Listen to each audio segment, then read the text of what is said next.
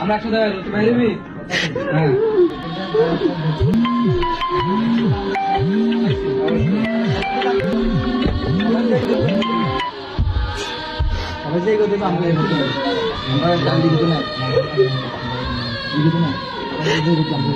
আমি বিশ্বাস করেন এই ইউনিফর্ম অনেক পবিত্র, এটাকে অপবিত্র করা হয়েছে। আমার হাতে কোনো রক্তের দাগ লাগে না আজ পর্যন্ত। আমি আমার একজন আদর্শ বাবার সন্তান, আমি কোনোদিন বায়ার করি না একটা মানুষের উপরে, একটা নিরীহ মানুষের উপরে আমার হাত দিয়ে একটা বায়ার হয় নাই। আমার মতো হাজারো পুলিশ আছে যারা স্বেচ্ছায় পদত্যাগ করতে চাইছে, পদত্যাগ করতে দেওয়া হয় নাই।